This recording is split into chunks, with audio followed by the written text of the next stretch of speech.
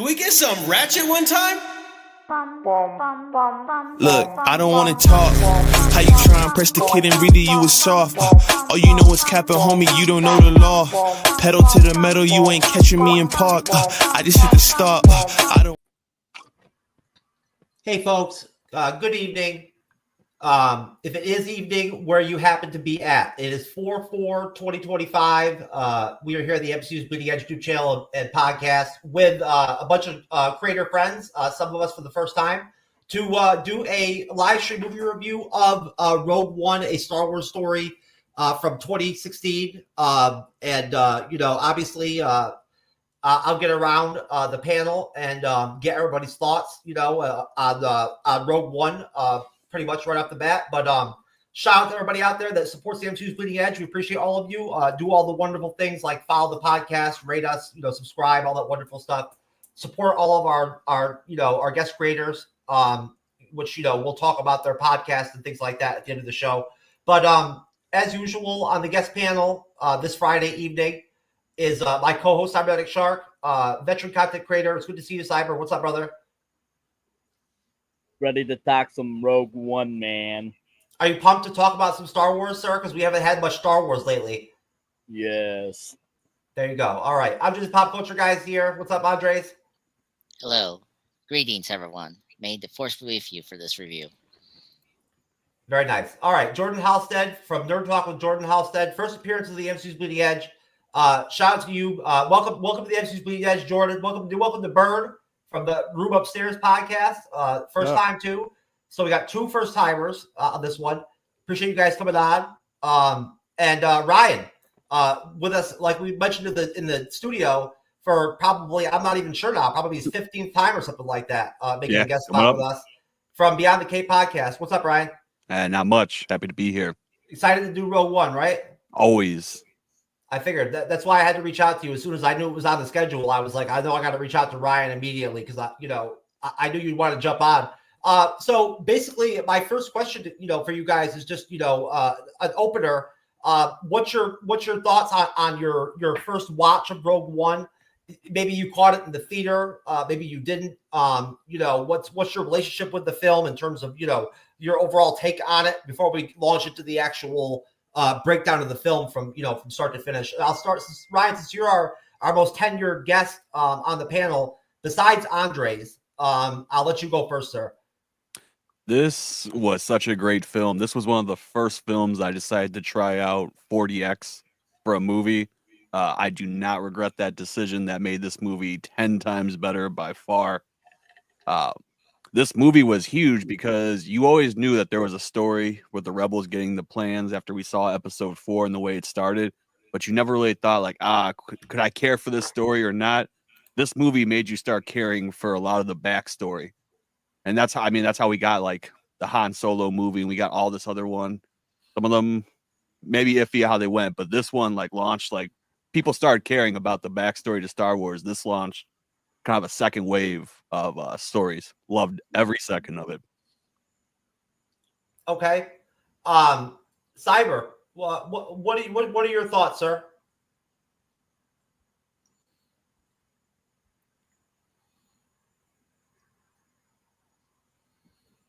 Did I catch you like mid-eating or No, I was reading something, sorry. Anywho, my first viewing was in theaters as well. Cyber, your mic is really bad, sir.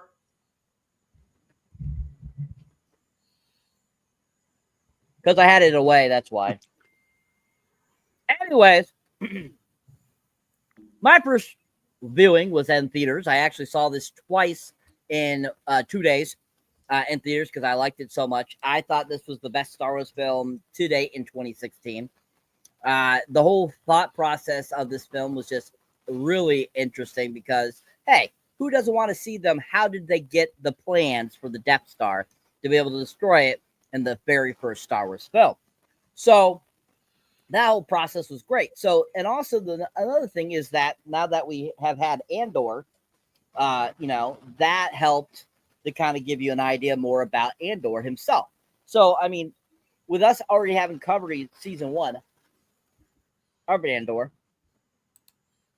Rewatching this, it made a whole big difference because there were so many things I understood about Cassian Andor himself that helped to relate to watching the movie again.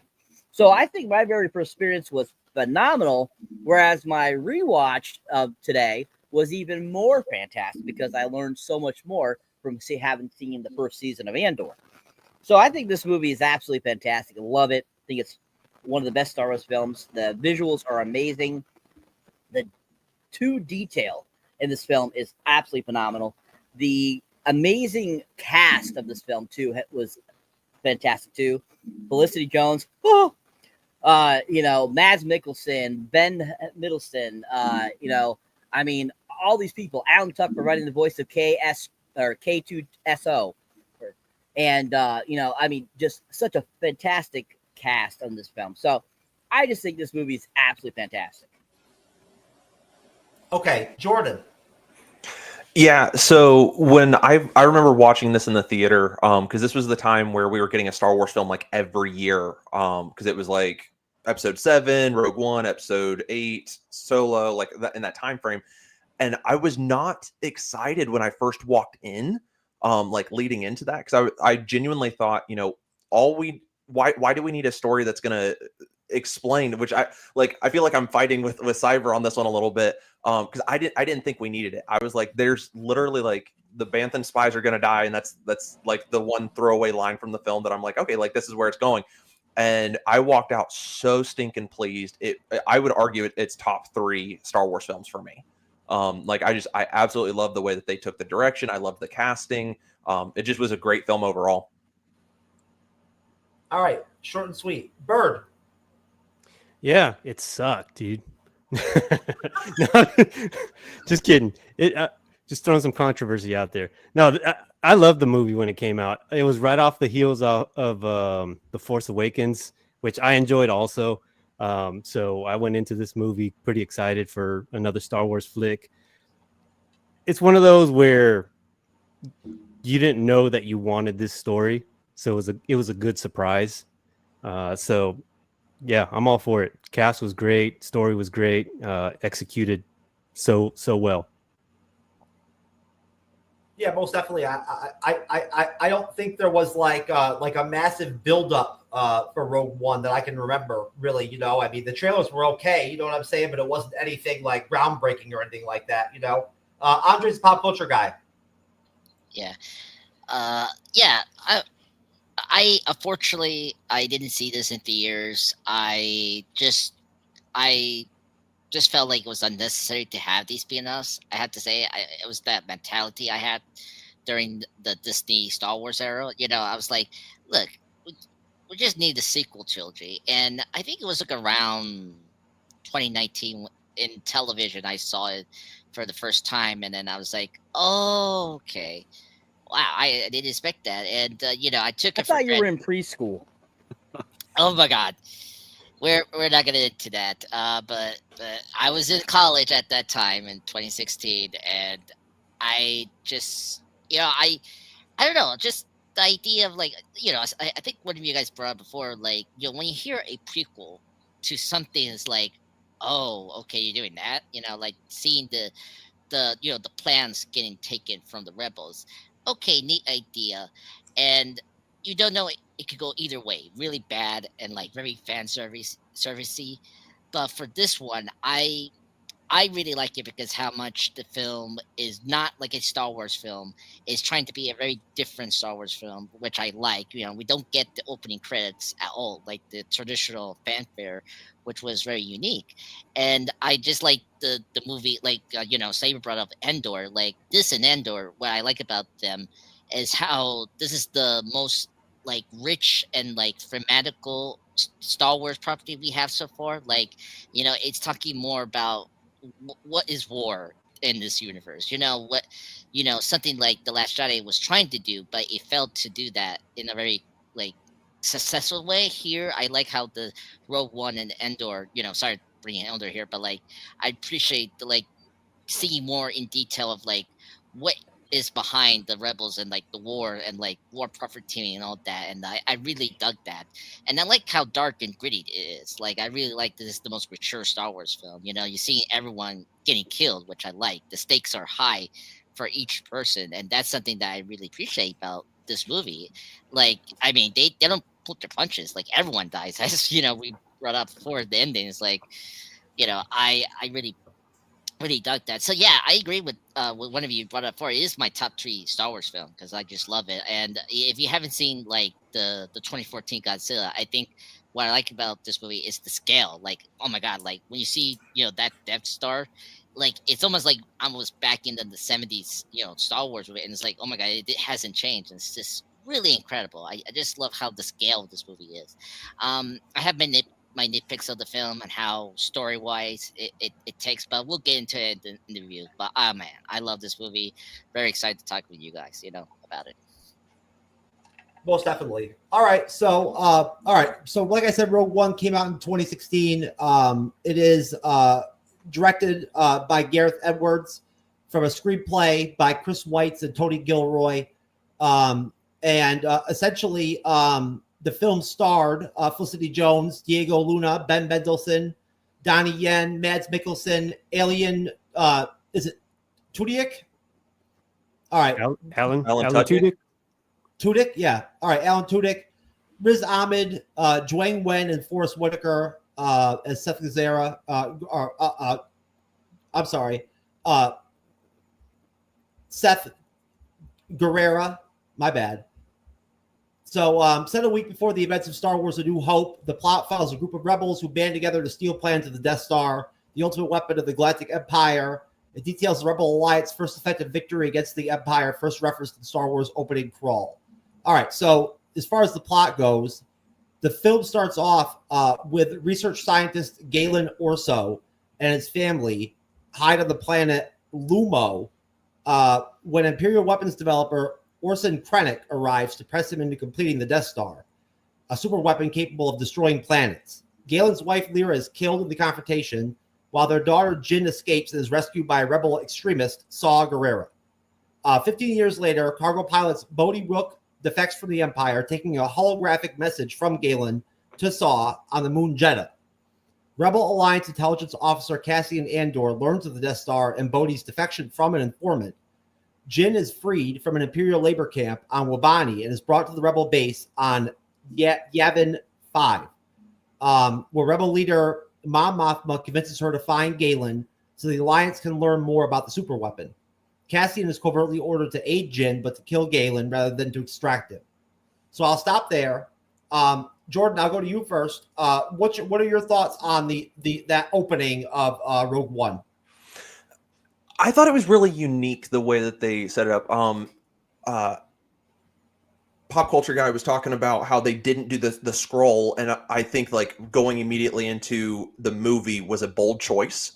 I think that by bringing in some of the casting choices that they made, I sat back because around that time frame, because this is 2016, so you have Galen Erso, who is also playing in Doctor Strange. You had Ben Mendelsohn, who would eventually be in Captain Marvel. Like you have some of these guys who were kind of contracted with Disney, who are in a lot of things at this moment in time frame. Like they're gearing up for what's to come with Endgame and all that, because that's that time frame. But like they just kind of immediately hop in, which I loved. I thought it was really cool to see that like they weren't pulling their punches. They're like, all right, come with us or we're gonna kill you. And I saw the mom and I was like, she's not going to make it. I remember that so clear. I was like, yeah, this is going to be one of those throwaway characters that like, she's going to have almost no importance at all.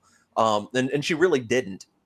But I liked the way that they handled, the family unit. Like he's trying to protect his family. He's like, we're going to try and hide away. And then they found us and they had a plan. So that way, just in case something went south, like very much like the Midwesterner mindset. It's like, hey, if the apocalypse happens, like this is where we're going. And like they just kind of like made it relatable to some people, especially like with my family. I remember when I was a kid, I asked him, my dad, I said, if something went south, what's the plan? And he's like, you're riding shotgun with a shotgun and we're going back to Kansas because I grew up in Ohio. And he's like, if something goes south, we're going to the homestead and we're going to be with all the family and whatnot. And I was like, wow, like it's crazy that mindset that we're always prepared for something. And they had that plan, and then like guns are firing and they're trying to hide the kid. And like, it's really cool just to see that, the way that pop culture parallels reality in a little bit and how we prepare for things. And I just thought that was a cool way to start it. Okay. Andre's a pop culture guy. Yeah, I think this opening was very effective. Like, it just sets up the mood, the tone, and pretty much what movie we're gonna get. You know, like, it's not gonna be your traditional Star Wars movie, as Jordan brought up before. Like I think, I don't know if we knew that they confirmed before the movie came out in 2016 that we're not gonna get the fanfare like credit opening that we usually get with the episodes. So when I saw that in in my when I saw it, I was like, oh, really? That's very unique. And it felt like we're in like this like very like 70s like like dark lore film, just confirming what's been going on during that time period. And yeah, I mean, you got two great actors, Ben Mendelsohn and Matt Mikkelsen, great actors. If you haven't seen their work, like Matt Mikkelsen was a Bond villain, from Casino Royale, one of the best Bond films.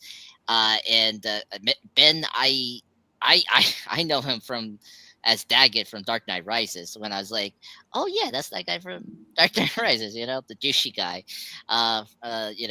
who employed Catwoman. But see him and as those two together is really great. And him being the Imperial villain for the film here, it's like so great. And yeah, like when people get ready, like if they know something is really bad, like they get ready. And that's very true. Like my mom told me that as well. Like if something happens, we'll move somewhere or be safe somewhere here or there, right?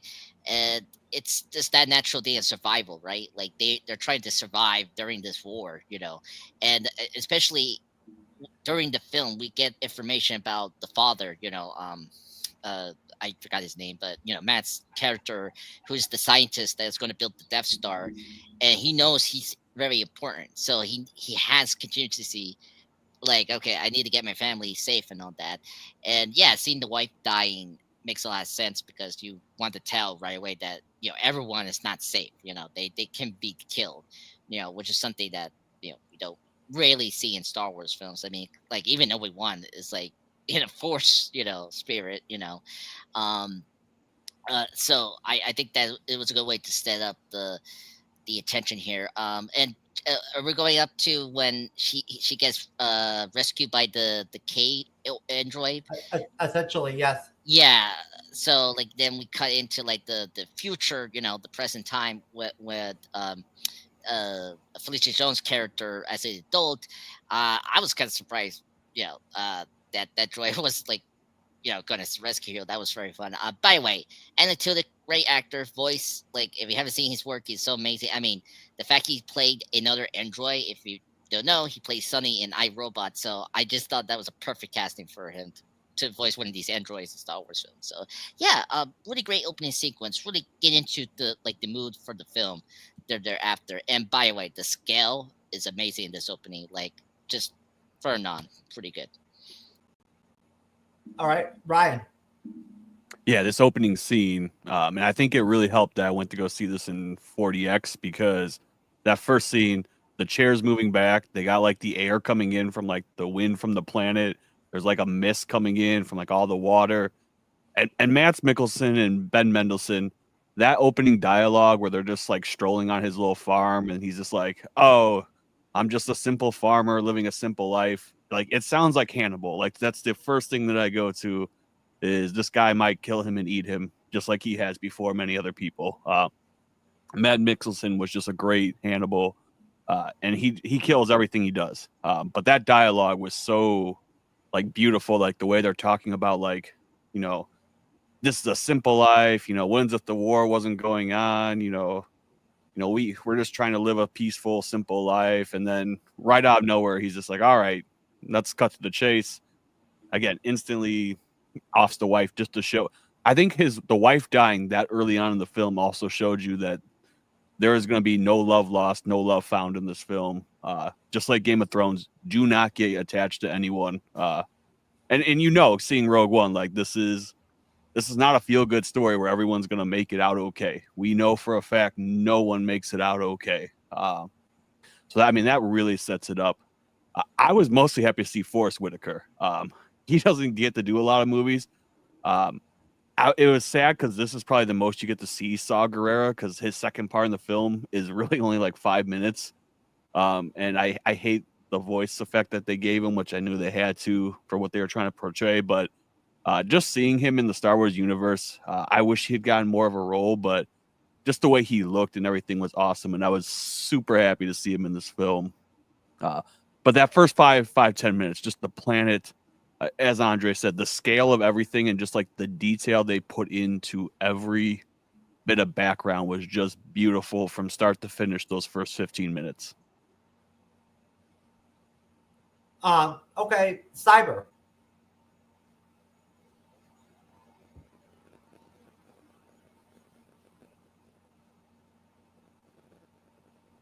Cyber, you there, sir?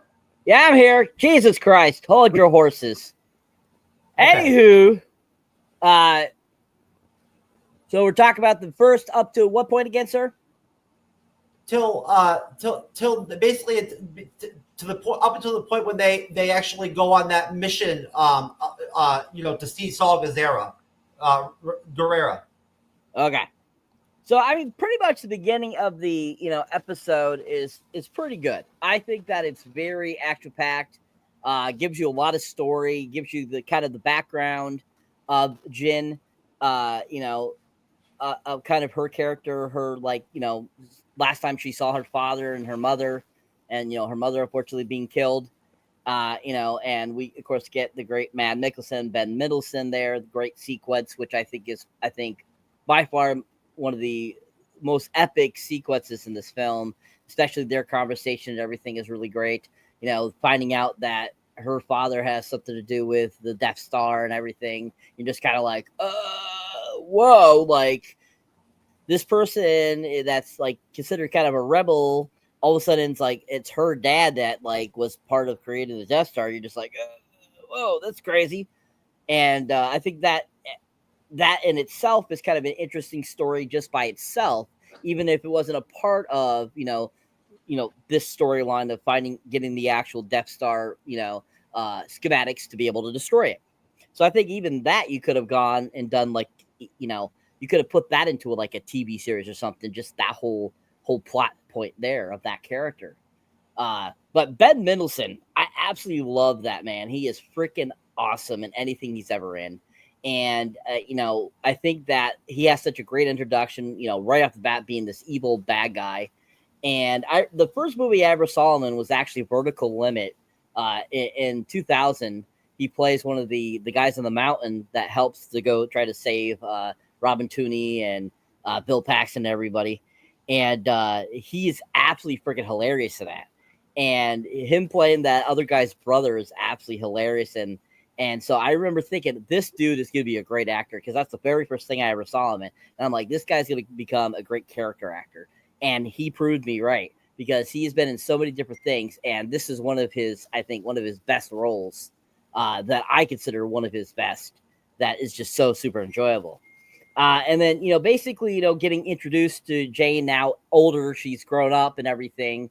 We get that great beginning sequence with the armored car, and it is kind of it jumps over like a hill and stuff like that right at the beginning of the movie there. And I remember every time seeing that theater space going, I was just in awe with the graphics there, because that Humvee thing, that tank, whatever you want to call it, was like so freaking cool looking. And just, I thought that the special effects were so amazing. And then of course our first introduction to K2 So is absolutely on point too, because that character is got to be my all-time favorite character in this whole film. He absolutely cracks me up, and at the same time I just think he's so cool. Like, I remember you kind of vaguely in other Star Wars films see droids that are kind of similar to what he looks like, but never really like you didn't get like a really good glimpse of him moving around and interacting and stuff like that. So this is the first time we got like something like that, an Imperial droid that's, you know, really interacting. And that was just so cool. And I remember thinking that he looked super flawless too for its, you know, CGI at the time and everything. And I absolutely loved that. So I think it, you know, leading up to our end point, I think that, you know, the beginning of the film has a lot of great action, lots of great storytelling, and just really lots of great graphics for, you know, this Star Wars film. I'm sorry, but I know a lot of people love The Force Awakens, but I felt Force Awakens was such a ripoff of A New Hope. So I think Rogue One is far superior than Force Awakens. And I was blown away more by the beginning of this film than I was the whole entire Force Awakens. So fantastic beginning to this film. Okay. Round us out on this one, Bird. All right. So Ryan, you said not to get attached to these characters, but man, how do you not get attached to these characters? And that's including K2. Like when he went down, which we'll get to later, I'm sure. I mean, that's just as sad as any of the other characters, losing any of the other characters. But man, what a way to start the movie with Mads and Ben, dude. I mean, it sets the tone for the movie. You've got drama, and you know that you're in for a good story. The way that these guys are talking to each other, and I thought it was interesting. We mentioned that there's no fanfare, but even throughout the whole movie, it still felt very Star Wars. Even the introduction, because you still start off in space with the big. I think it was a destroyer that was there in this movie. You don't get the scrolling words, but you still off in space and you see the ships. You know, so I thought that was interesting. But it's a good way to separate this movie. Like this is Star Wars, but it's not Star Wars. It's a whole different story. Which I think that's part of the title, right? It's a Star Wars story or something like that. So I thought that was interesting and a good way to do that. But yeah, that whole intro, meeting the parent, getting to know who Galen Erso is, and then Jin, meeting Saw for the first time when he opens up the little hiding spot. I mean, he looked dope. His big suit that he has, his hair. I mean, I liked everything about the way that Saw Gerrera looked. Again, man, it was sad to see him go to. Such a good character. All these characters were just so good.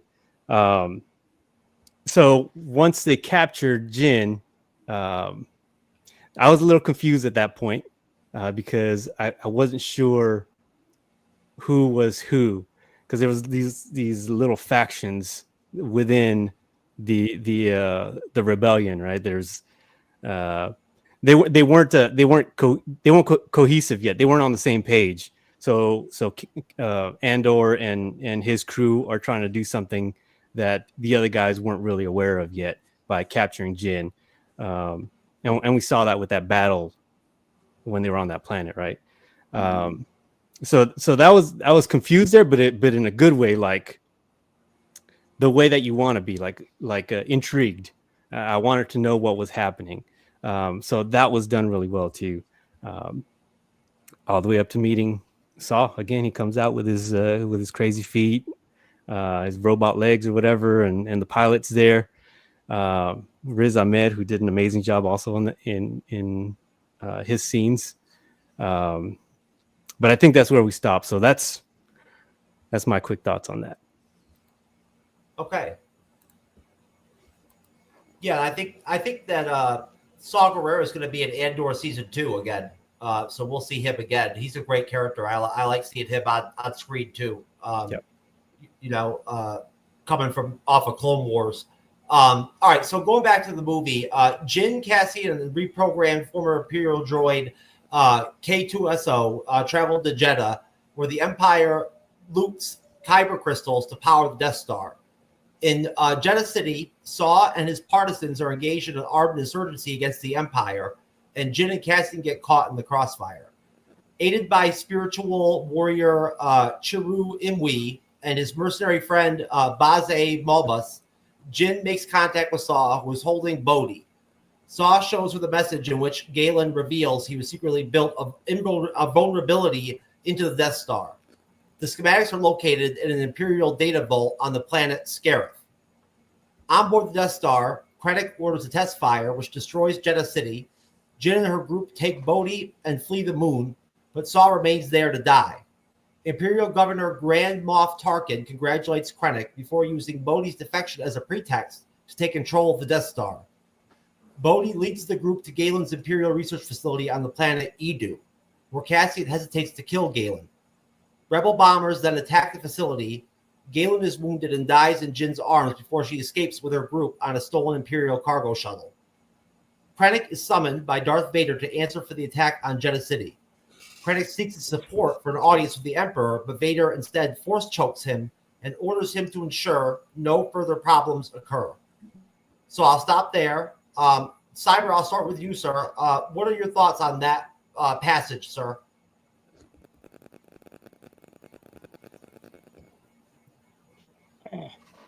So, first off, I gotta say the digital restoration of Grand Tarkin is phenomenal in this film. I cannot believe that wasn't really Peter Cushing. That was freaking amazing. And I remember seeing that for the first time on the big screen and going, I'm like, isn't he dead? Like, I was like blown away with how good that digital restoration was. It was amazing. And so when the family or whatever the estate, whatever, made a big deal about them using him in the film, and I'm cracking up going, he died 30 years ago. What is the big deal? And he was in the Star Wars films, you know. So I always crack up about the whole situation, but it was done so well. And I just thought that that just showed, I felt like, holy crap, what else can they do with the digital technology these days? But anyways, I mean, this section of the film is really good too as well. I mean, it gives you, once again, lots of interesting things to talk about, to learn about, that's leading to them getting to the Death Star to destroy it. We finally get, we get an introduction to Forrest Whitaker's character again, which is fun. We get more Mads Mikkelsen's character. We get, like I said, Grand Tarkin, which was, a great character from the original series. And it was just great to see him again. And then, I mean, that action sequence in the where Jen and Andor are trying to get to wherever they're going, and they have that great battle sequence where we get introduced to Donnie Yen's character, which I was kind of cracking up thinking about. I'm like, what is with Donnie Yen and playing blind people recently? Because he played a blind guy in this, and then he also played a blind guy in John Wick 4. I'm like, is he actually going blind? Like, am I missing something here? Like, all of a sudden he likes playing blind characters. I think it's funny. But he kicks butt in that sequence. Oh my gosh, I absolutely love the ass he kicks, and he just, like, his moves are always so cool. And I mean, if you've seen any of Donnie Yen's, any type of his films, like even his ones from over in what is it? Why can't I think of it? Not China, Taiwan, not Taiwan. What's the Hong other Kong? one? Hong Kong. Thank you. Hong Kong. He's done a lot of films over there, and even those ones are really, like, interesting to watch, like his fight choreography and stuff like that.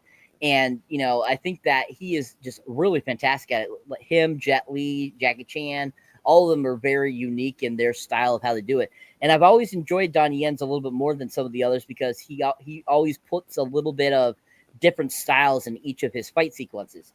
And so in this, I think he brings that really well. And then, I think just a very, that's a great action sequence. And then, of course, we have kind of the funny lines from K2SO and him like, so I got sick of staying at the ship, and I saw that you guys weren't really making too much noise, being very sarcastic was absolutely hilarious. And I love that sequence. And then him like, hey, wait a second, I could take these people. I took them this far and stuff like that was absolutely funny. And just you get that great more of that character, which is so much fun. And basically leading up to the end point, I think that, it's another great part of this great film that I think moves it along very well. We get a lot of great information. and I think it's just all really fantastically done. Okay, Bird, go ahead. Yeah. Man, I second Donnie Yen. I don't remember his character's name, but yeah, he was awesome in it.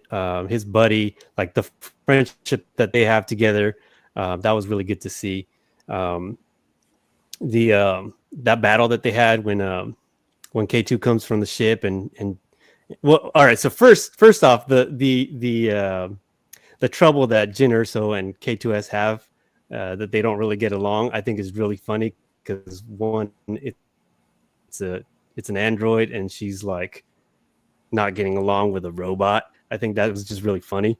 And so when they're out doing the battle and the android comes out, she turns around, shoots the robot, then he comes out and is like, "Did you know that was me?" And she's like, "Oh yeah, of course." I thought that was really funny. But I like the tension that they have, because that also builds on their characters, which makes you grow more attached to them as well. And it gives them a storyline also. So they've got their own little arc going along with the big arc, which I think is really cool. And that's one of the things that this movie does so well, is that all the characters, including Donnie Yen and his buddy, they've got their own little arc going on. The pilot's got his arc going on. I think Saw is probably the least fleshed out of all of them, but still he's there for a purpose. He's not just there just because it's like, oh, he's cool. But that's one of the things that this movie does so well, is that it's very character driven. It's not just like, here's some action, here's some lightsabers, here's some the Force use. It's driven by the story and by the characters. And I think little things like the K2SO and Jyn Erso tension, I think that illustrates that pretty well. So yeah, that whole thing was really fun. Good battles there. What part were we going up to? Basically all the way up until you saw Darth Vader Force choking. What's his name? Yeah. Yeah, that was the crazy part. So Jyn Erso does give a line to Andor that I thought was really cool. I don't remember if this was before or after, so if it's after, then sorry. But he's because they're having their little thing, right, where they're starting to or where they need to trust each other. And obviously at first they don't. He's got his orders to kill the dad, not telling her, and she kind of suspects something. Donnie Yen's like, something's up. He's all in touch with the Force and everything. They find out what happens, right, where he didn't pull the trigger, but he could have, and I'm just following orders. And then she's like, says something like, "You're no better than a stormtrooper." I thought that line hit so hard when she said that. I was like, ooh. But again, it's that tension now between those characters that you want to see come to a head and get fixed, because they need to work together. So I thought that was a good way of showing how they're against each other, and then later on as the story progresses, you could see how they're taking care of stuff. Here's my little one. Hey. I don't know. That's cute. All right. Yeah. So that's I'll stop there. Okay. All right. Ryan Isaacson. All right. This for me was the best part of the film, because this also relates back to a lot of the lore that builds on the Star Wars. Because the whole reason that they were going to Jeddah was that the Empire controlled it, and they were mining kyber crystals to actually power the Death Star. And everyone knows that your kyber crystals are what power your lightsabers. So I really like that they really built on the whole Temple of the Force that was there. Chirrut Imwe, Donnie Yen. As soon as he was cast in this film, I knew somehow he was going to have some sort of staff and or lightsaber and somehow be involved with martial arts, because you don't hire Donnie Yen for a film and make him just sit in a chair. I mean, the whole point is to watch him fight.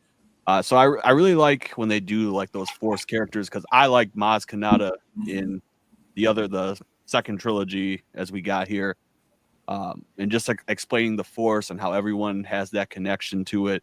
So Jeddah City was really important to me because I liked how they referenced pretty much everything back to the Star Wars lore, and kind of had that connection where it was still a separate story, but now we have that pathway.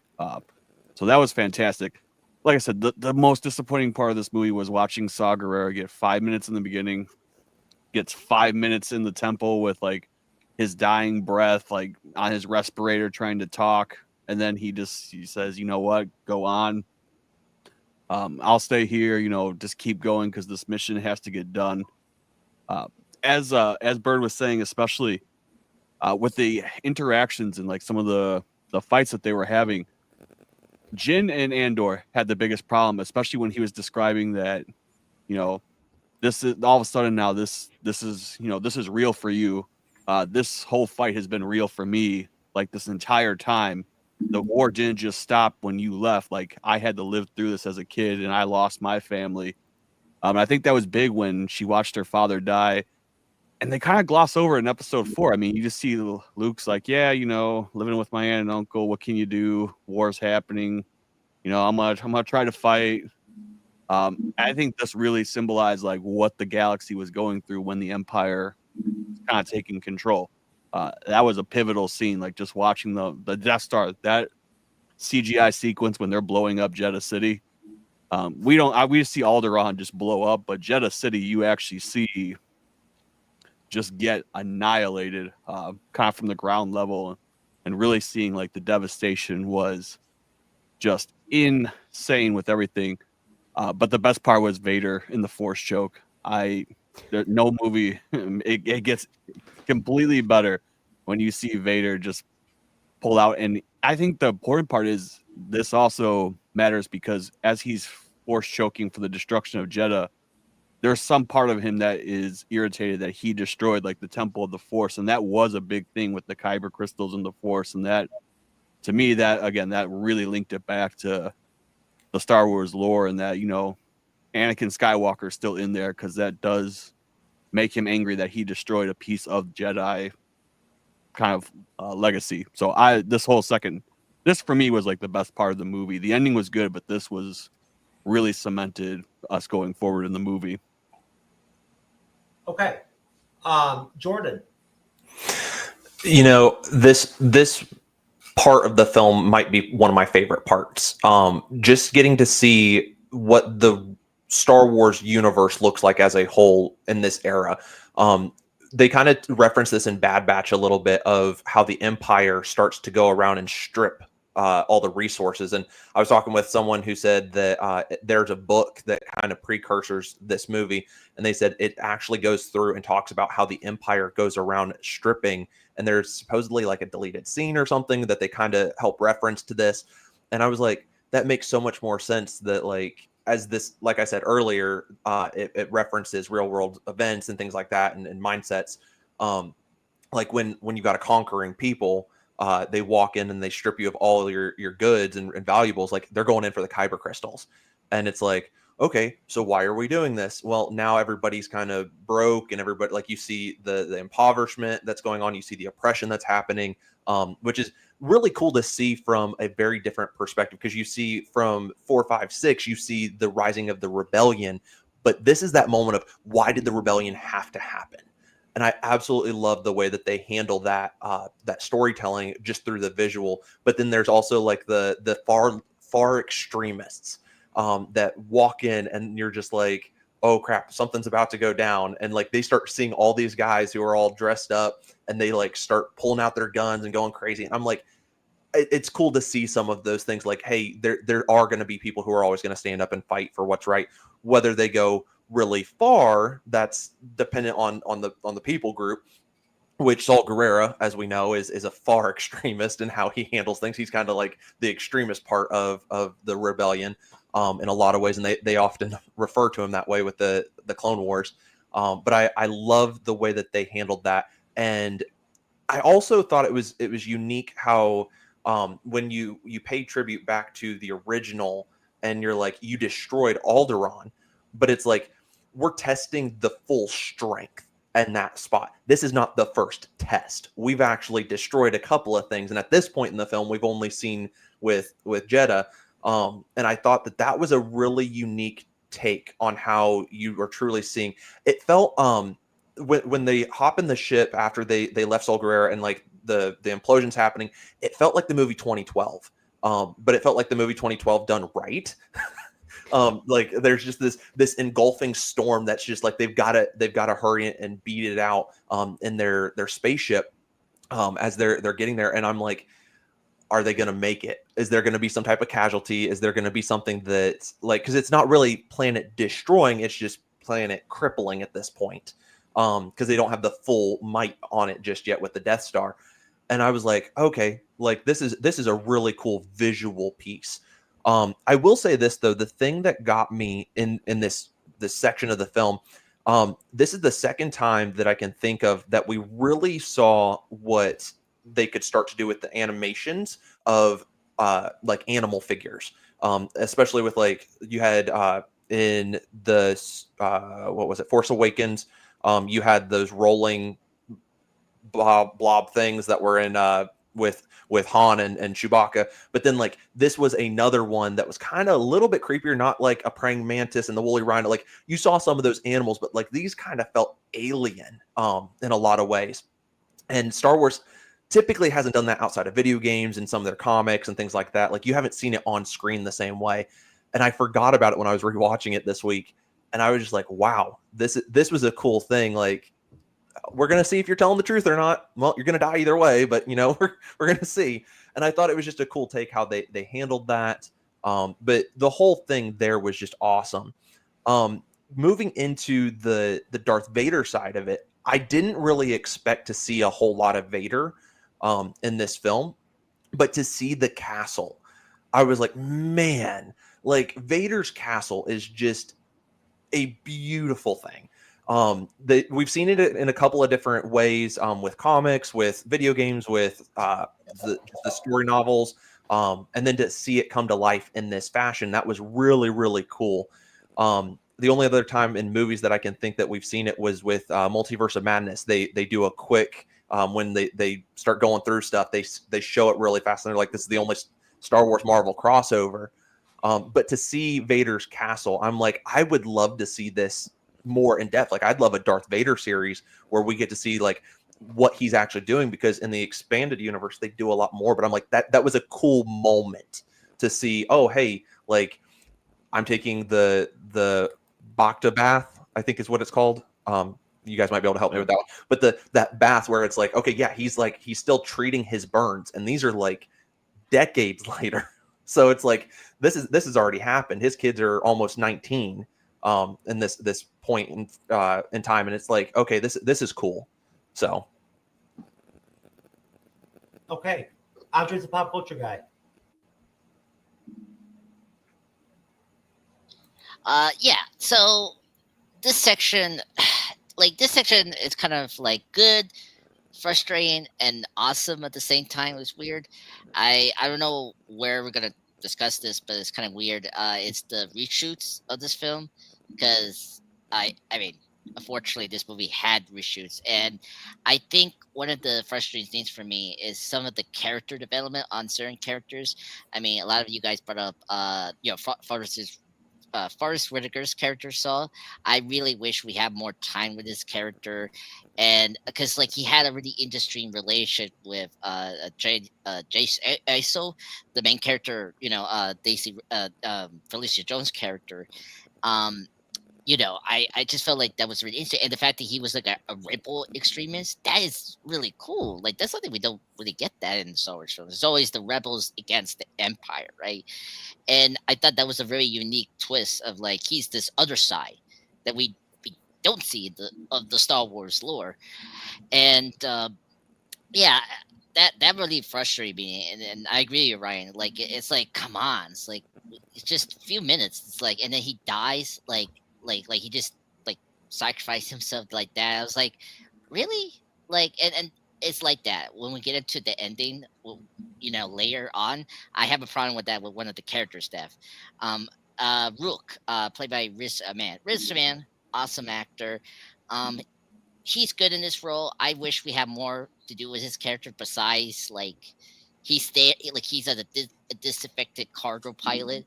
I just want to know more about like why he did defected. Like he didn't like the ideal philosophy that the empire was having.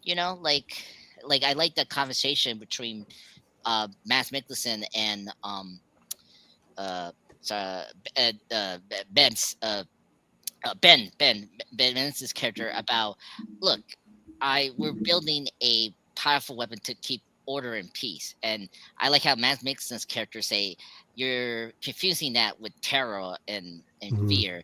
And like that's why he doesn't want to join back, and that's why he did make the weak spot there, because he disagreed with what the empire was doing.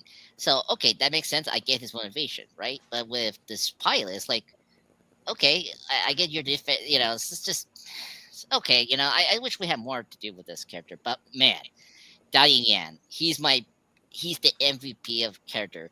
We do awards here in this MC Bleeding Edge as the Denny Award.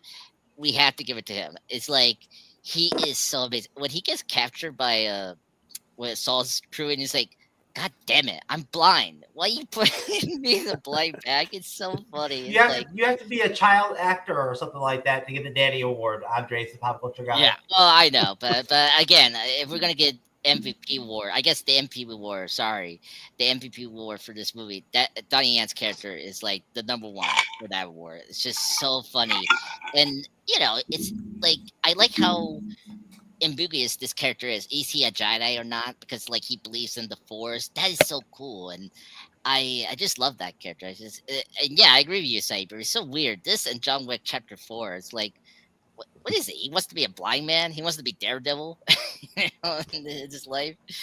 But yeah, I just love his character. I like his partner. I don't know his character's partner. I think they're trying to like homage the two characters from The Fortress, the very old Japanese movie that inspired the retro Star Wars film. If you don't know what I'm talking about, that movie really inspired the art and some of the characters that we know from Star Wars. If you see it and you see the original, you can see the comparisons there. And I don't know if they did that intentionally to cast these two characters. These two are really great. Like you got the pessimistic, no believer of the Force, and then you get this other guy who is a believer of the Force. I like the justification between that, and and they really have a good partnership. Yeah, and I love the android K. Help me out, guys. It's a little rusty here. K2 SO. Personally, favorite android of the Star Wars movies. Like Alan Tudyk just bombs it. Like his comedic toughness is really good. Every time we see him is really great. Yeah, it's really incredible. And then obviously the Andor and Felicity Jones characters relationship is very interesting, and it's interesting seeing how Endor is in this movie compared to his show, but you kind of get it why. He's doing what any rebel is trying to do to defeat the villain, and the bad guys by doing anything necessary to get the cause right. So yeah, and obviously seeing the Death Star here, and some of the stuff we see here I was fine with. Like I was happy to see Darth Vader. I agree with Dorian. It was great to see his castle from the lore in live action. That was great. The General Tarkin thing, I'm a little mixed about it. I get what Cyber's coming from. Look, he's a great character. I love him from episode 4, but I'm very much against the CGI thing, bringing back the dead people. That's just very icky. There's some cases that is fine, like Fast 7, like that. It was understandable there, but here I was like, okay, I don't really need that. It could have been fine to just recast the actor to play General Tarkin. They did that with Obi-Wan, with Ewan McGregor, because like he was taking over with Alec Guinness. I wasn't like mad at it. It was like, okay, it's fine. But I was surprised with watching this movie just now. is like he was in the movie so much, and it's like, okay, this is going a little too far here. That's my touch. And just wrapping up, one thing I did not like was killing off Matt Nicholson's character so early. I wish he was there during the final act, because I feel like it could have been more satisfying. He was there with the rebels and like be part of the action more than getting killed here. Um, but it's a fine thing. It just reminds me too much of what happened with Godzilla, the 2014 film, where we kill off Bryan Cranston's character too early, and this felt like that a little bit. But overall, great section. I said before, frustrating, but it has amazing moments that I like from this movie. And I agree with Cyber. This is much better Star Wars movie than Force Awakens. Like this movie gave us much more Star Wars stuff than that movie did. Okay. All right. So back to the film. So Jin proposes a mission to steal the Death Star schematics, but the Alliance Council feels there's no chance of victory. Frustrated at their inaction, Jin's group leads a small squad of volunteers, which Bodhi dubs Rogue One, to raid the vault. Using the stolen Imperial shuttle. I'm sorry, Jesus Christ, what the fuck is wrong with me tonight? They gain access through the planet Shield. Jin, Cassian, and K2SO infiltrate the base while the others attack the Imperial garrison as a diversion. The Alliance learns of the raid from intercepted Imperial communications and deploys their fleet in support, engaging a space battle against the Imperial forces. K2SO sacrifices himself so Jin and Cassian can retrieve the data. Chirrut is killed after activating the switch to allow communication with the Rebel fleet, and Baze is killed shortly afterward. Bodhi is killed by a grenade after informing the Rebel fleet that it must deactivate the planetary shield to allow the transmission of the plans. And now I'll stop there, and I'll save the rest of it for like the ending question. And I'll go to you first, Ryan. What are your thoughts on that section, sir? I always feel weird when movies use their title in a film. Yep. The biggest one comes to me is Suicide Squad with Will Smith. It was fun, like, to hear it. It wasn't bad, but I don't know why it bothers me when they use the title in a movie. But it was interesting, I guess, when he's like, what's your call sign? And again, I love a good call sign, especially when they're calling out, Red Leader and all that in the old film. So to some degree, it balanced it out. My frustrating part with this whole movie, and it leads into 4, is you're telling me there's only one set of plans, and after you, as the Empire, know that someone is trying to steal it for some reason, because there must be a reason why that they're stealing it. Out of all those years you had, the plans went out.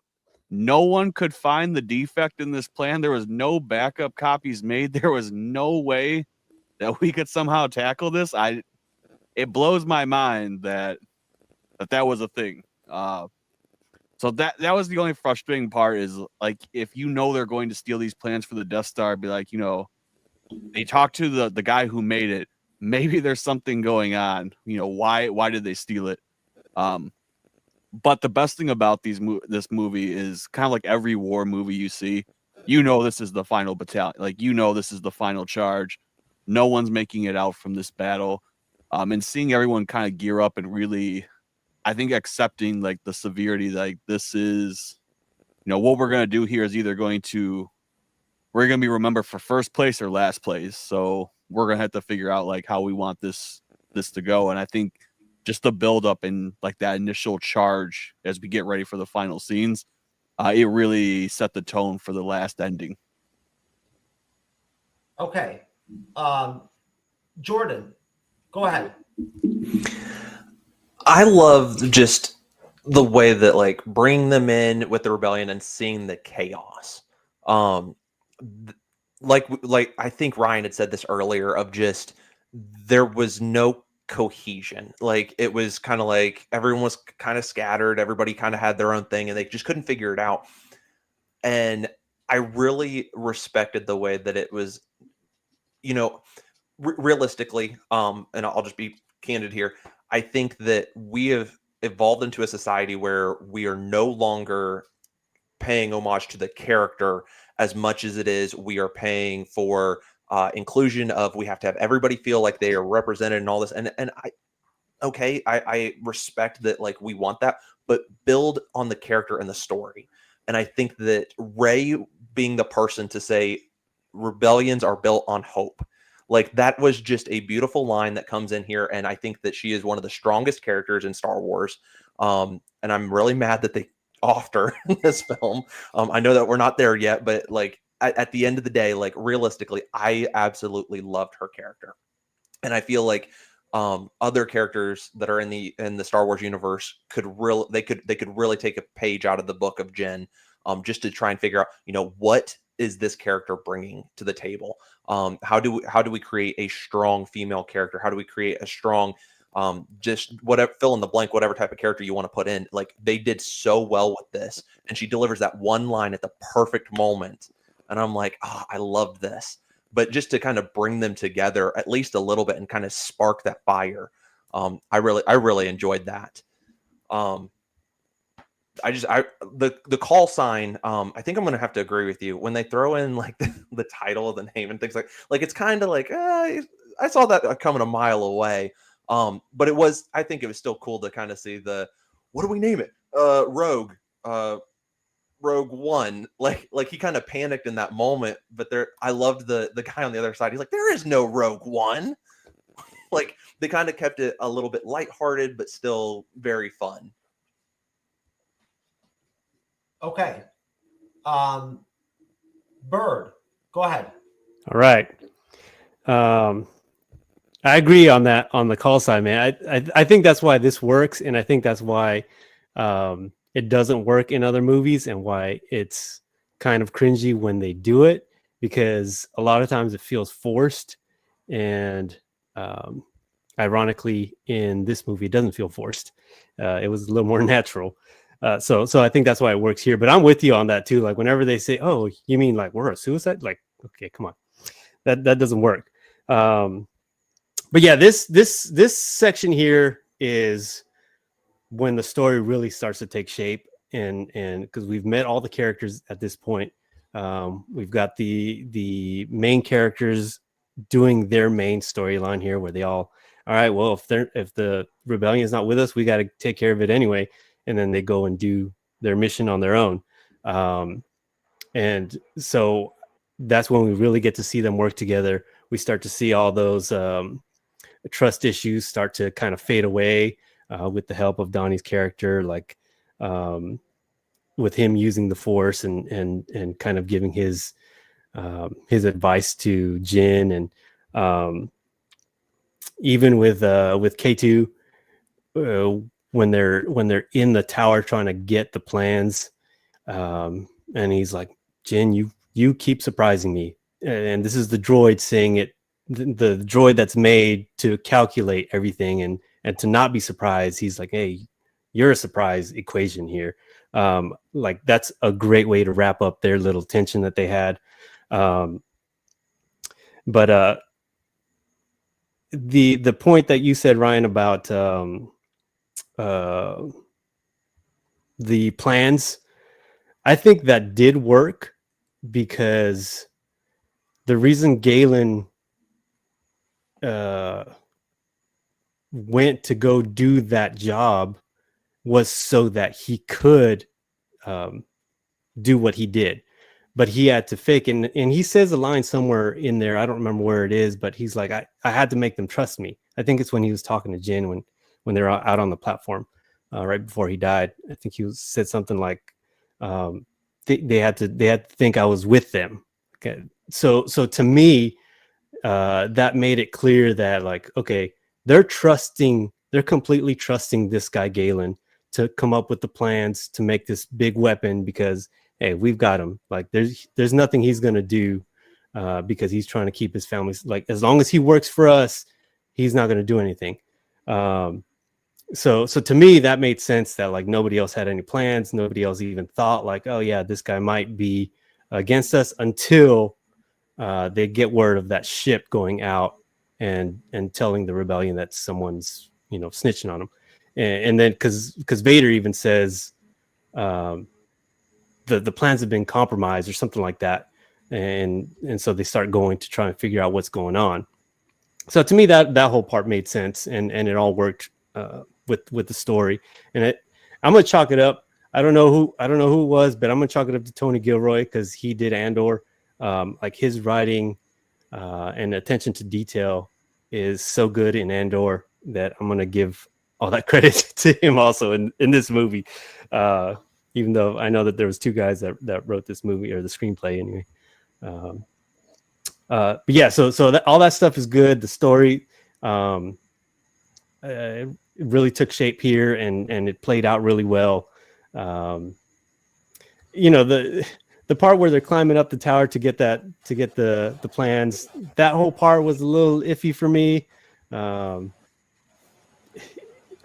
That felt like we need a little bit more action, so let's make them climb this thing, and then have Ben Krennic. That was his name, right? Yeah. Yeah. Yeah. General. So Krennic, General Krennic. Yeah, something like that. Yeah. You know, let's do a scene where he's going to be in and try and stop them. Like, so that part felt a little bit too forced, but it was still with the rest of the story, it wasn't that big of a deal for me. Okay, Andres. Yeah, so this like third climax is, I think it's where I really start to like the movie more. I think because Bert, you brought up before the Gilroy screenplay. I feel like this is where you could see his like hands here a bit more, like especially when Endor had to like explain himself with the Starfleet attacking where Jin's father was at, and he's like, look, I had a choice to either shoot him or not. I didn't. And then I love the line when he say, look, you're not the only one that lost everything. Like, I been part of this this rebellion since I was 6 years old. Such a powerful like line from a Star Wars movie. I was like, damn. And yeah, I agree with you guys. You brought up like her speech about rebellion is hope. Like, really great scene from that. I think that really, I agree with Jordan that she's such a great character. It's very sad that she died, in the film. Spoil if you haven't seen this film, but I like, yeah, great female character. Like, I get her more than really Rey because, she's more grounded. I mean, like, she's not this force user, which that's another thing we had to talk about. It's like, I like that we don't have a Jedi in this movie. Like, thank God. It's like, I always wanted to see something besides, like a bounty hunter movie or, something in the rebellion, something like that. And this movie really gave me that. And, oh man, it was a cool moment to see like those like half like rebellion, like gonna join, them to attack the plans where we're at.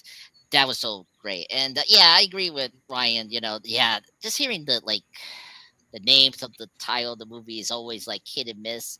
Oh my god, the Suicide One was so bad. I was like, god damn it. And something that's so good, like the Dark Knight, when Gordon say like he's our protector, he's our guardian angel.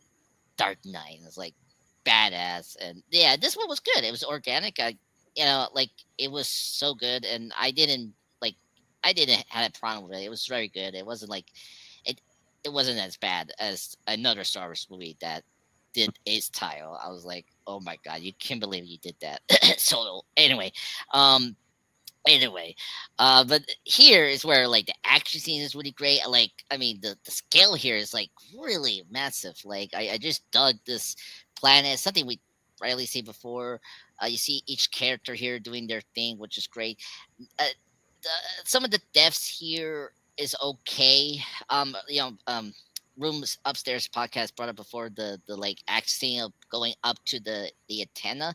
I don't have a problem with that. I have a problem where Andor shot Ben Mendelsohn's character. That should have been Jin's thing to shoot him, not Andor, for me, in terms of storytelling, because he's the one that took the father away. In a storytelling, like a story 101, like Jin is the one that should shoot at him, because that's like the arc, and that's my problem with this movie. Is like you don't have an arc for Jin and certain characters, and I just felt like that's kind of taking away from Jin's like purpose and stuff like that. That was always my issue whenever time I get to this ending. It's like, come on, and you kind of tell that's a reshoot, because there's a shot from the trailers is not in this movie that during that moment. It's like, why you took that out? I was kind of curious about that. But whatever, it's there.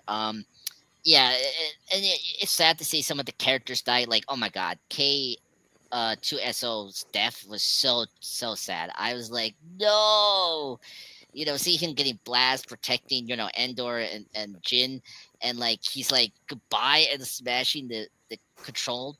It's like, oh my god, one of the saddest deaths for like for a robot. I was like, oh my god. And then of course Danny Yan's character and his partner's death was really tragic. Like you saw him like now believing the Force, and and I was like, oh god, that's so great. And then the worst death ever was not like sad, but it was like so cheap. It was Riz Ahmed's death when he was like trying to communicate for the rebels, like to transfer the data, and like all of a sudden the one of the Star Troopers throw a bomb. It's like, and bam! It's like, okay, it's like that's it. It's like such a like lame death. It's like it should have been more dramatic, or I don't know, something he could do. But I never liked his death. I feel like he should have done something like more. I don't know.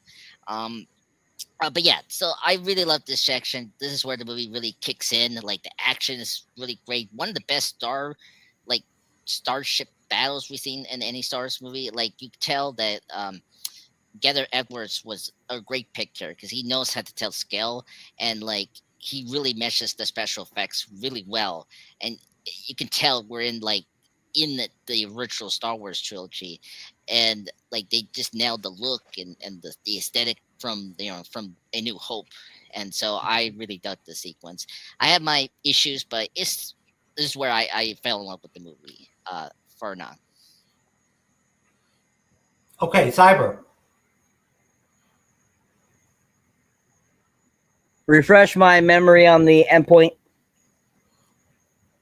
It's up until basically the Alliance takes out the planetary shield, allowing the transmission of the plans. Okay. So yeah, I mean, this section it's pretty, Star Wars-esque. We get the proposed plan that gets denied at first, and then then they decide they're going to do it on their own with any help type of deal.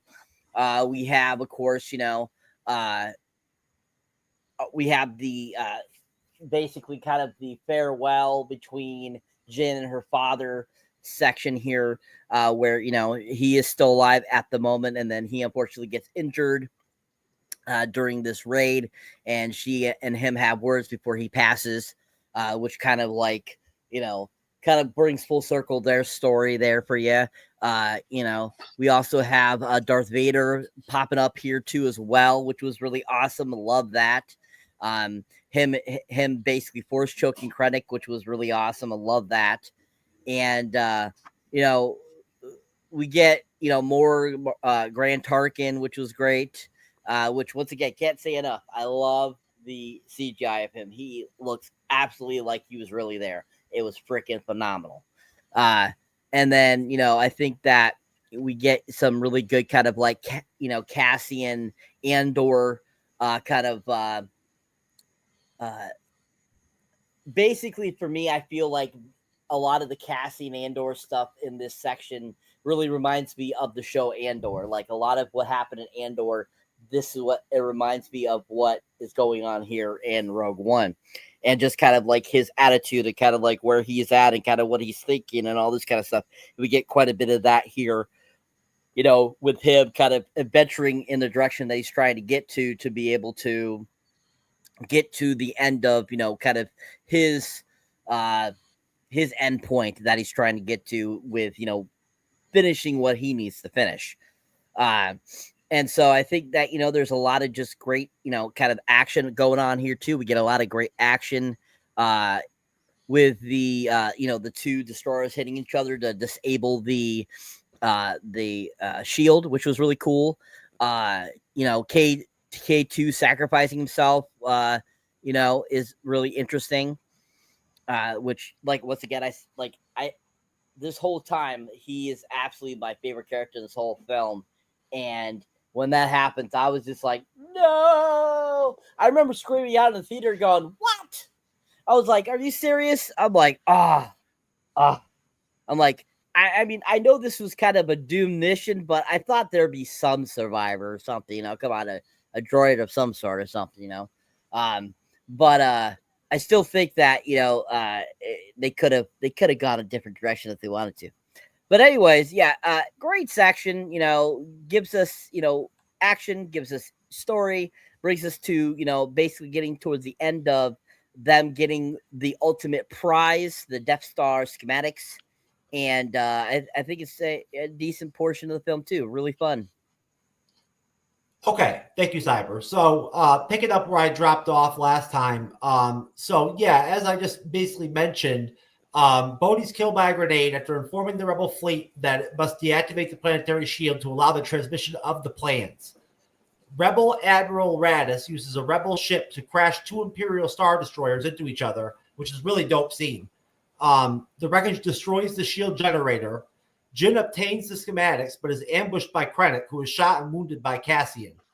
Jin transmits the schematics to the rebel command ship moments before the Death Star arrives above Scarif.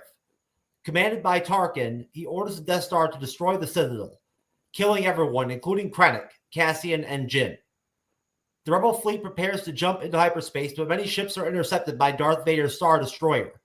Vader boards the rebel command ship and kills many troops trying to reclaim the schematics, but a smaller ship escapes with the plans. Aboard the fleeing ship, preparing to enter hyperspace, Princess Leia Organa declares the schematics will provide hope for the rebellion. And that is the end of the film. So, Bird, your thoughts are on the final section of the film. Great way to end the movie. You get some great action, like Cyber was saying, with the X-Wings and TIE fighters and all the destroyers. I mean, I bet watching that in 40 was awesome. I would watch that in 40 for sure. Those scenes where they're all working together, the rebels are talking to each other, and red one here and blue is here, and what's his name? It's a trap, calling the shots. I mean, that's peak Star Wars right there.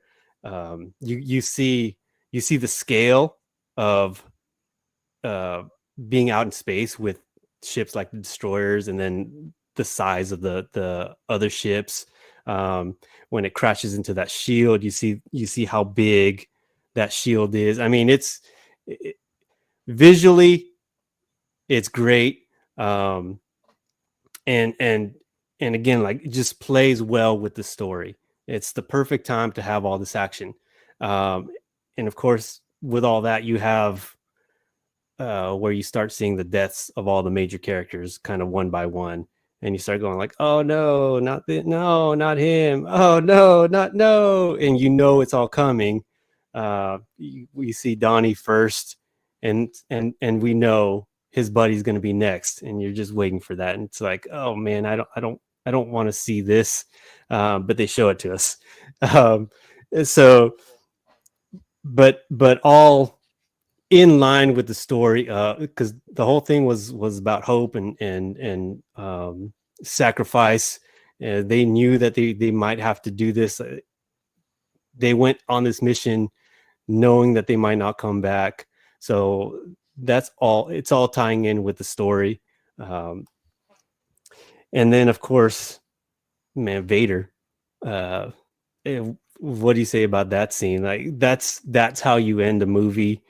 I remember that's what everybody was talking about once the everybody went out to see it. All the talk was the end scene of Vader coming out of the dark with his saber and just slashing everybody. And peak cinema. Oh my gosh, dude, it was so good. I mean, all the guys, the fear in their faces trying to get out of that hallway. I mean, it was done. That's one of the best scenes in cinema for sure. I didn't like Princess Leia being in there. That it's kind of a contrast to what's his name, General, the one that you were talking about, Cyber. Tarkin. Yeah, Tarkin. Where he looked really good, I thought also, but I didn't think Leia looked as good, which is weird. I mean, she was there, right? It was before her death. She was just de-aged. Is that what happened on this one? Well, I didn't think she looked great. That kind of took me out a little bit, and especially for it being the final scene where she turns around and it's like she looks a little bit weird to me. That was the only part I didn't like about the very end of it. We're talking about Donnie being the MVP. He did come through in the clutch. Obviously, he's the one that walked out and pulled that lever so they could transmit the signal. So he's definitely MVP. And Andres is gone right now. I was gonna get at him about Jin and her arc, but I thought she did have an arc. Granted, it wasn't the strongest arc, but I thought her coming to grip with what happened with her dad and that whole thing, even though she didn't get the final shot, neither did Cassian. He just knocked him down. Basically, he didn't die. The explosion is what actually killed him. But she tried to go and kill him and finish him off, but Cassian was like, "No, just let it go." And she's like, "Okay, you know what? That's true. It's not worth it. We're here for a bigger thing. We're all gonna die right now anyway." So, like, I thought that was her arc, and that was satisfactory to me. And again, that's my view on it. I get if you guys don't like or somebody didn't like it, but I thought it was strong enough for me to work well. That didn't bother me at all. What else? I'm feeling you, Bird. She has a very self-contained arc, but there is an arc. She has an arc in the film. Yes, I'm with you on that. Yeah. Yeah, I think that's pretty much it for that final scene that I'll say. So I'll let you guys go now. All right, brother. Most definitely. Andre's a pop culture guy. So, I guess the final moments of this movie is like crazy. Like seeing the shields get down is really spectacular, really like cinematic. I gotta say, from the director and the special effects here, and after seeing all the characters like get killed, seeing that scene where Andor and Jin kind of like hug each other when the blast hits them in the beach is such a beautiful scene, and like a really like whoa, seeing your main protagonist get killed like that is like really like not what I expected. And yeah, I really dug those scenes. And then how far we're going, Jeff, up to the Darth Vader scene? Yeah, okay. Yeah, and because I think before I saw this movie, a lot of people were talking about the Darth Vader scene, and I knew that how you say it,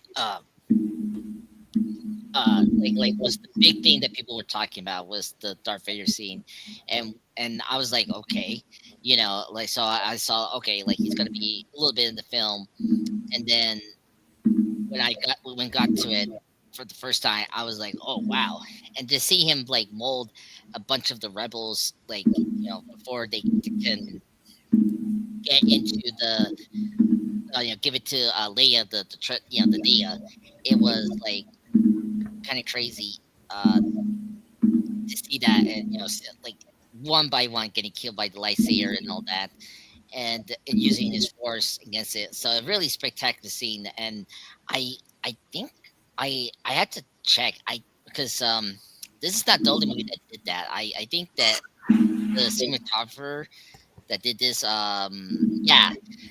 Greg Fraser, the cinematographer for this movie, did the Batman, and he also did the Doom movies. So that scene has been copied a couple of times, particularly in the Batman, where Batman was trying to save Catwoman from Falcone, from choking her towards the end of that movie, and so you totally see this, the whole movie looks so beautiful by this cinematographer. So really dug that. And then just wrapping up the whole Leia thing again, like the same thing with General Traffic, but I think even worse because I do agree with Cyber. Like at least the CGI was okay with Peter Cushing.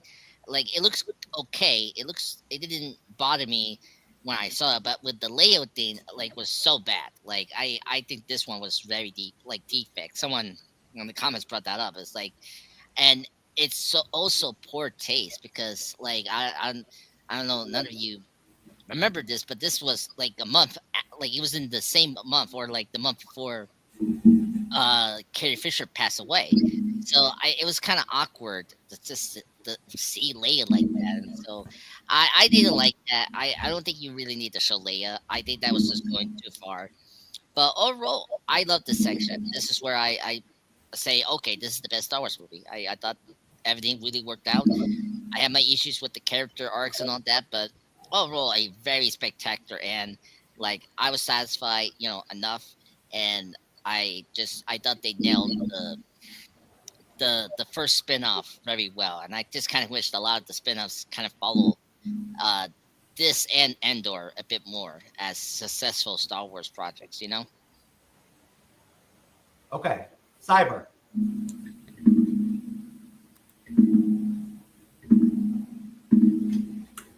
All right, so the conclusion of the film, I mean, we kind of went over it. They get through the shield, they get the schematics sent to them, which we saw at the beginning of course, New Hope, in R2D2, and it's gotten to Princess Leia. We get Vader trying to stop the schematics from leaving, but he's unsuccessful. We get some great actions going on there, which is really fun. That great Vader stuff is really fun. I really enjoyed that. I think it does it really well. And I think that, just like any other Star Wars film, this Star Wars film kind of ends on a kind of a happy note and at the same time kind of a sad note at the same time, because unfortunately everyone had to sacrifice themselves in order to get this goal. So it's kind of like how each of the Star Wars films kind of end. They all kind of have some sacrifice that is needed to be able to succeed. And this one is just at a really big cost, I feel, of the rebels and everything. But I think it's a solid, ending, really great graphics. They end up getting the schematics across so that we can have what happens in New Hope happen. It's unfortunately the end of Andor. It's unfortunate end of Jin and Nick, Ben Mendelsohn's character. And it's kind of a one of those things, like you kind of fall in love with these characters, I feel, throughout the film. You're like, you really enjoy them. You think they're really great characters. And then when they end up getting their demise at the end of the film, you're kind of like, damn it, that sucks. I don't get to see them in any further projects unless they're Force Ghosts or something. But, as everyone kind of mentioned, none of them really were Jedi. So I don't think they would come back as, Force Ghosts because they're not Jedi. But you never know. But I still think it's a very solid ending. We get to the end there. I think the music's great. The graphics are great throughout this.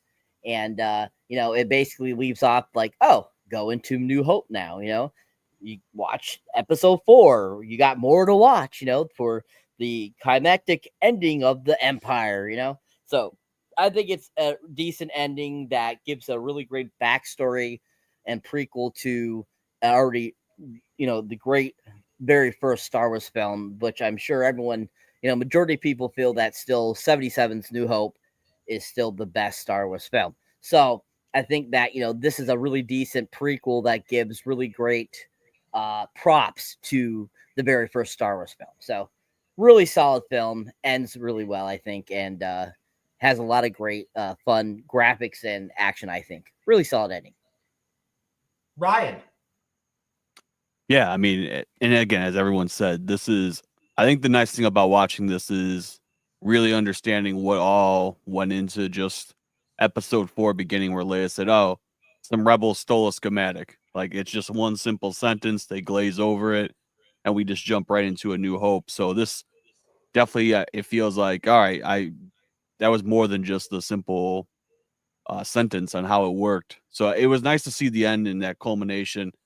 But for me, the best part of this film was that Vader hallway scene. I could watch a 10-hour loop of that.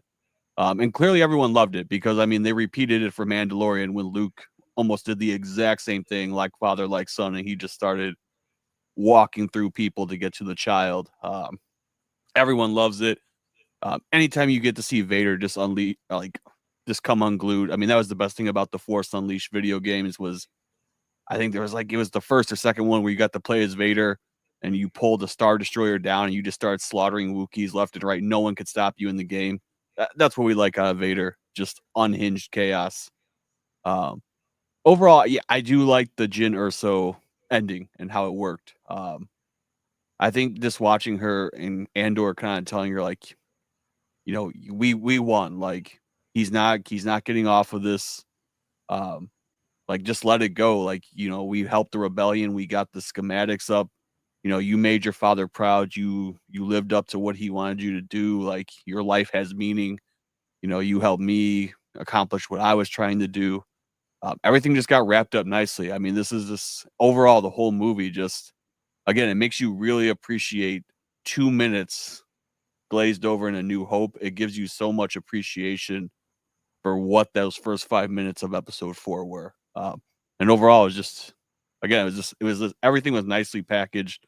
I didn't need an after credit scene or anything like that. Like, everything just ended perfectly. Okay, Jordan. Yeah. So, first and foremost, I think what's really cool about Star Wars is the use of like old technology when you look at like how they've handled, because when you look at the original trilogy, it's kind of like, oh, our stuff is kind of handed down. And you look at the prequels where it's kind of more newer, like it's not as rustic, it's not as clunky. It's a little bit like, hey, we got the hand-me-downs and we're in chaos and all this. And I love the way that, like, with the scene where she's up on the satellite tower and she's having to like do all these crankshots. It's a little bit newer, but then you go to the rebellion side when they're receiving everything. It just completely is like, okay, it's a little bit harder to get it out here. We got to run through a few more steps. It's not like sending a simple text message or sending all these, like, you've got to send it through a barrier. You've got all this stuff that you got to figure out. But then there's communication that was also happening from ship to ship through the barrier. And I was like, oh, so it just must be like there's a lot of stuff that's just moving. There's a lot of moving parts to it, which I thought was cool. But I loved getting to see how many TIE fighters also just like were right there at the space station. Like, they just came out in droves. And I'm sitting there thinking, how the heck did nobody see this thing coming? Like, clearly that, like, this is a base. Like, you've got a whole shield around a planet and basically a small little hole, which is reminiscent to the Death Star, where this is the little entry point. This is how you're going to defeat it, is by going through this entry point. And I loved just the parallelism, and it created some really cool rewatchability of episode 4. But I also loved with the X-Wing fighters and the TIE fighters, when those two are going at it, like, you can see like the TIE fighters are so much faster, where they can't bank because they're going way too fast. And like, you see the X-Wings just kind of like doing the acrobatics, but they're a lot slower. And I love kind of seeing that because it plays more into like what the video games and all the expanded universe and things like that helped with. And they just I think it's really cool to see when you can take the visual and not tell the story with your words, but with the art that you're creating. I know that movies like John Wick are good about that, because they literally have so few words in comparison, because you're telling a story visually. And I think this movie just really grabbed the essence of Star Wars with the dog fights over Scarif, and them attacking the beach and all this. It was just really cool to see that, because it was like you were grabbing the best parts of the original trilogy and the prequel trilogy, and you were putting it all in here, and it was so good. Moving to that final little bit, they destroy Scarif. This mass chaos, like your heart breaks, but you knew going in to Scarif, you're not coming out. Like that's just not happening. And we already knew, like, because of all the setup and because of everything, they even from that throwaway line in New Hope, you know, bunch of Bothan spies, they never survived. Like they died getting it to us. You knew that this was going to be a bit of a massacre. And so getting to see that was just heartbreaking, but it was beautiful in the same aspect. And then you get to the Darth Vader scene. And I feel like you could slow that down just a hair more and it would get even more menacing. Like there's that Darth Vader just walking in. His presence is what's scary, not just that he's got a lightsaber. It's like you don't even see him until his lightsaber lights up. And then it's like, I feel like there was just, when I was in the theater, the whole room just went silent. And it's just that, like, you could hear a pin drop. And I'm like, that, I think there's something magical about having a villain be that menacing when you're doing storytelling. And then he wasn't even doing the whole prequel acrobats and things like that, or the like all the lightsaber acrobatic stuff. He's literally just like deflecting and then like force choking, and like he's not even being Anakin. He's like definitely transitioned into Darth Vader, and you kind of see his progression into the original trilogy. And I love that when you see Obi-Wan Darth Vader, you see Rogue One Darth Vader, like you're seeing all of these versions of him coming up, like he's slowly transitioning, and you can see his fighting style transition every single time, and he's getting more and more menacing. And I think that the end of it really creates this rewatchability of you immediately want to go home and watch New Hope. Or if you throw this on, you're like, all right, well, the next movie I'm watching is New Hope because I want to see where this continues, because it just sparks something in you that you want to go back. And 50 years later from the first movie, we're at what, 48 years, almost 50 years since this movie came out with New Hope. Like it makes me want to go back and watch it, and it still stands up and it stands the test of time. Like not many movies are going to be ones that you go and say, oh, I watched this movie, it's a prequel, and I definitely want to watch this again.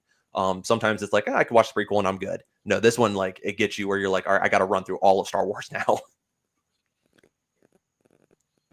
Okay. Let's do our ratings then. Our 1 through 10s. I'll start with you, Ryan. What's your 1 through 10 for Rogue One? Oh, this is definitely a 10 out of 10. Like I said, from start to finish, there's some minor details that we could all pinpoint what we didn't like about the film. But overall, if you look at the story and what they were trying to tell, they just nailed it from every scene. And like I said, that Darth Vader scene will be one of the best things. Pitch black, red lightsaber, just destroying everything. And again, seeing it in 40X, if it ever comes back to theaters in 4D, everyone should see it, because when that fighter, that plane battle is going out in space with the TIE fighters and X-Wings, your chair moving with the X-Wings and the TIE fighters was the best part of that movie. Everyone should go do it. But yeah, 10 out of 10. All right. Andre's the pop culture guy. Yeah. I'll give it no, I'll give it a 9 out of 10. I think this was definitely the best Star Wars movie we got, and definitely the most thematical and rich of the bunch. So I think it really nails what a war movie should be, and a particular sci-fi fantasy franchise like this, they nailed it perfectly. And plus, we got Endor because of this movie. So I'm very grateful for this movie to give us another spectacular Star Wars show besides the Menlo show we have also great. Yeah, so spectacular. Yeah, I agree with Ryan. It's the same thing. It's like we have our nitpicks and our, the fall of the story, but it's such a spectacular Star Wars film. I thought it was way better than Force Awakens. I thought it just gave me everything I wanted to see for a Star Wars movie without the Jedi, and it did that successfully. So I'm very happy that I reviewed this movie with you guys. Cyber. Solid 10 for me. Absolutely love this film. Like I said, it's one of my all-time favorite Star Wars films. Everyone's kind of mentioned it's like in their top 3 and stuff like that. And I definitely would have to say the same because I absolutely Empire Strikes Back and Last Jedi are tied for number 1 for me. I would put this one in number 2. So yeah, I give it a giant 10. I think it's fantastic. The Grand Target thing puts it at 10 for me. just that was so amazing how they brought him back. That was awesome. And then of course K2 was just such a great character, and I just absolutely loved that character throughout the entire film. So I have to give it a solid 10. I will give it a 10 as well. Bird, what are you going to give Rogue One? All right. So before I give my score, I do want to give a shout out to Michael Giacchino for the score in this movie. Obviously, there's some John Williams influence because, John Williams did Star Wars, but Michael Giacchino did his thing in this movie as well. We didn't talk about the music here, but I mean, the music just elevated so much of the action scenes and even gave intensity to some of the dramatic scenes. So got to shout out Michael Giacchino. And also that throwaway line that we're talking about with Leia, it reminds me of Raul Julia saying, for you this changed your whole life, but for me it was a Tuesday, or whatever he said in Street Fighter. I thought that was really funny, but because that's how we see it when we watch the movie, right? When Princess Leia says, oh yeah, these guys just did this thing. It was nothing for her, but it was everything for these characters that we saw. So and it's because those characters are so likable, so well fleshed out, so well thought out, that the movie works as well as it does. I give it a strong, I'll do 9.5. It's hard for me to give perfect scores to movies, but 9.5 for sure. Okay, Jordan. On my podcast with we talk a lot about the scoring and things like that, and I don't give out 10s very often. But this is one of the few movies that I will give a 10 out of 10. I always try to say, if you're not going to give it the 10 out of 10, what would you do that would make it the 10 out of 10? Like, give me the reason. And I genuinely believe that this movie, there's not really much of anything that I can immediately put a finger on that I would change to make it better. It's the storytelling was good. It made you care about people that you will never see again. It really just grabbed the heartstring, and it just was like, all right, well, you're along for the ride. And like, I haven't watched the film in a little while, and just to prepare for it, like I sat down and I was like, all right, we're going to watch this. And I actually, within my Discord community, said, hey, let's watch this thing together. And we're all watching it. And I ended up putting like the deafen on everybody else who's talking, because I was just so enthralled with what was going on. And it was just so good. Actually, my buddy Ken, who's in here, we were talking about it a little bit, and just talking through different parts of this film. Like, it was just so raw and so emotional at certain points, but they did well. And I can't say there was really anything bad. So definitely a 10 out of 10. Okay. Well, that is pretty much it. That's our review right there of Rogue One. So why don't we go ahead and plug everybody's individual content creation vehicles, podcasts, YouTube channels, etc., and we'll get out of here. And I will start with Jordan, since you're already talking to me anyway. Let me start with you, and I'll start with your podcast. Yeah, so I run Nerd Talk with Jordan Halstead. We have been around for almost 4 years, and so we've got quite a few episodes. And so we recently brought on a girl named Lindsay. She's got like 40-some thousand followers on TikTok. And she and I were talking, and I was like, hey, do you want to like run through the MCU? And so currently we are running through all the Marvel films. She just watched Endgame for the first time. And so getting the emotional reaction was really, really cool. But we've been pushing out a lot of stuff. We're on TikTok. We're on Apple Podcasts. We're kind of everywhere. We're actually, me and some of the guys were texting during this, because we're now looking at what this might look like to go through StreamYard to start pushing out some video content. So we're excited to see kind of where this goes, but you can check us out there. And we try to build a community, and we just put a Discord server together, and we do a lot of games, Jackbox games, movie nights, things like that. Okay. Awesome. Thank you, Jordan. I appreciate it. Yeah. Moving on next, I will go with Bird. All right. The Room Upstairs podcast.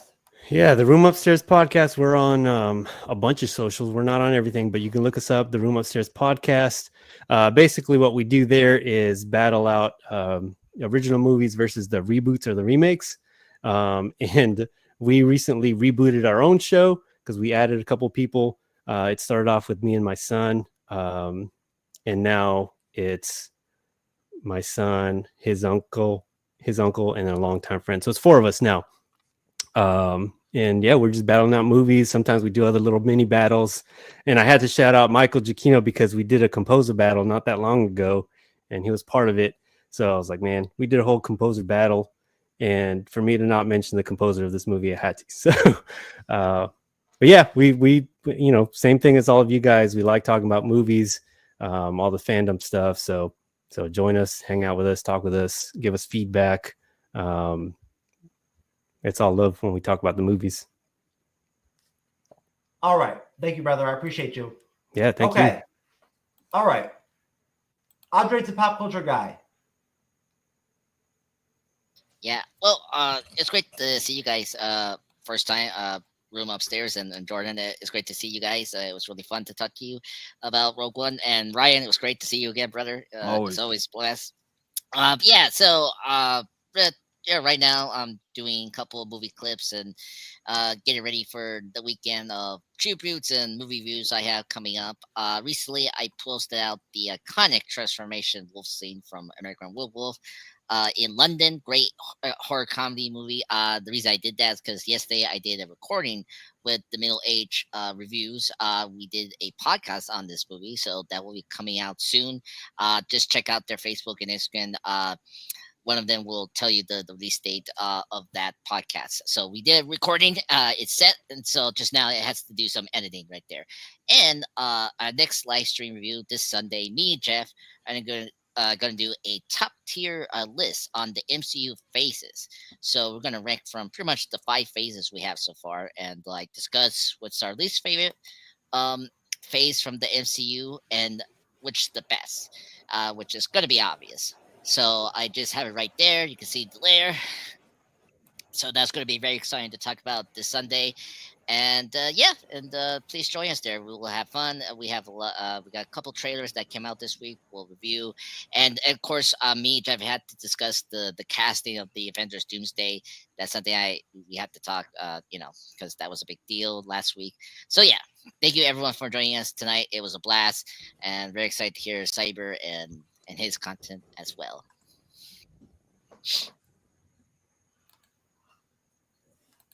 Okay. Ryan Isaccson. There we are. Beyond the Cape. Beyond the Cape. So you could see us on YouTube and our podcast. We generally release about every week. We are exclusively now on the Uncensored Nerds Network, but usually I'll post the later episodes once we post there on mainly Spotify. But we host a lot of comic book creators. We'll be covering C2E2 here in Chicago. John Boyega will be there along with the Breakfast Club. I got my picture with Emilio Estevez. Pretty excited about that. But the Uncensored Nerds Network, we got our podcast, the Comic-Con podcast. Ben Templesmith, who is writer of 30 Days of Night, he has a podcast on that network. So yeah, I mean, you can find us on Instagram, wherever you get your podcasts. We do a lot of indie creators and a lot of people that are in the industry now, and just kind of talk to them about the podcast or their comic books, what they do, how they got started, and what they're currently working on. Okay. Thank you, Ryan. And Ryan is a good friend of the MCU's Bleeding Edge. Cyberneticshark, my friend, my co-host. You are last, sir.